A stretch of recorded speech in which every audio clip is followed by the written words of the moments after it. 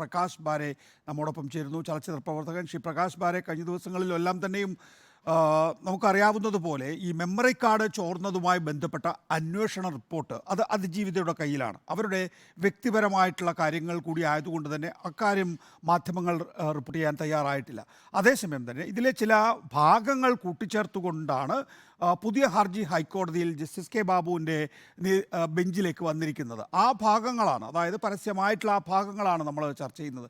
പല ഘട്ടങ്ങളിലും ഇതിനകത്തുള്ള ഏറ്റവും പ്രധാനപ്പെട്ട പ്രശ്നം എന്ന് വെച്ചാൽ ഈ ഫോറൻസിക് പരിശോധനാ ഫലം പുറത്തേക്ക് വരാതെ രഹസ്യമാക്കി വെക്കാനുള്ള ത്വര ചില ആളുകളുടെ ഭാഗത്തു നിന്നുണ്ടായിരുന്നു എന്നുള്ളതാണ്.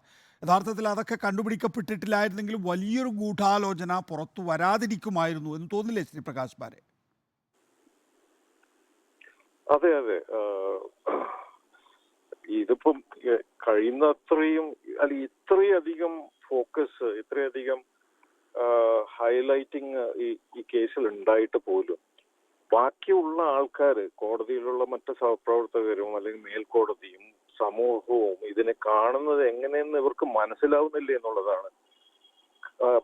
പിന്നെ FSL റിപ്പോർട്ട് അയക്കുന്നത് വൈകിപ്പിച്ചതും എല്ലാ തരത്തിലും ഇപ്പം മുഴുവനായിട്ടുള്ള അന്വേഷണം നടത്താതിരിക്കുന്നതിലും ഒക്കെ എങ്ങനെയെങ്കിലും ഈ അന്വേഷണത്തിനെ പരാജയപ്പെടുത്തുക, അല്ലതിനെ പരിമിതപ്പെടുത്തുക എന്നുള്ള ഒരു ലക്ഷ്യം നമുക്കിങ്ങനെ കാണാൻ പറ്റുന്നുണ്ട്. അതുകൊണ്ട് തന്നെയാണ് ഈ കേസിന് പുറമെ ഇതിന്റെ ആയിട്ടുള്ള കേസിലും ഇത് ഏത് തരത്തിലാണ് ഈ കേസിൽ മുന്നോട്ട് പോകാൻ പോകുന്നത് എന്നുള്ള വലിയൊരു ആശങ്കയാണ് നമുക്കൊക്കെ ഉണ്ടാകുന്നത്.